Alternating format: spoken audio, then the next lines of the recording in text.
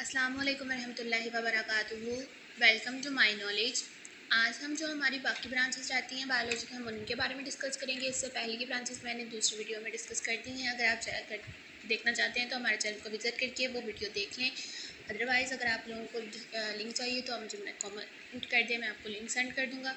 मेहरबानी हमारी वीडियो को लाइक और सब्सक्राइब कर दिया करें और चैनल को सब्सक्राइब करें, वीडियो को शेयर करें। आपकी बहुत मेहरबानी होगी, हमारा चैनल यूँ ग्रो करने के लिए आपकी सपोर्ट चाहिए। चलिए हम शुरू करते हैं।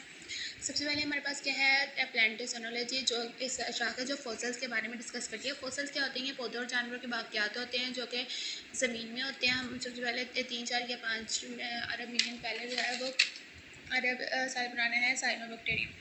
ठीक है, ये लाखों सालों पर मुश्तमिल होते हैं। इससे हमें पता चलता है कि लाखों साल पहले के रेंगने वाले जानवर हमारे ज़मीन पर मौजूद थे।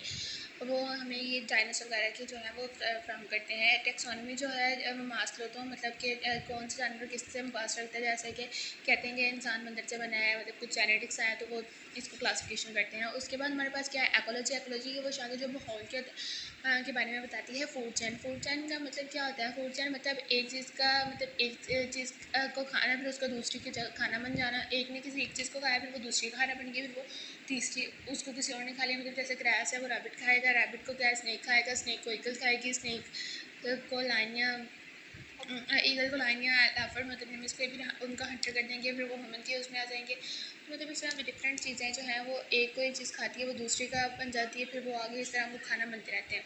ठीक है जी। उसके बाद हमारे पास अगली शाख कौन सी है जी? Marine biology. मेराइन का मतलब होता है समुद्री। मेराइन समुद्री पानी को कहते हैं। मेराइन बायोलॉजी वो शाख है जो कि समुद्र में के पानी को में मौजूद चीज़ों का मुताला किया जाता है। समुद्र में निकसान के दरियाफ्त करने समुद्री तहफ़्फ़ुज़ के मसाइल हल करने में मदद देती है।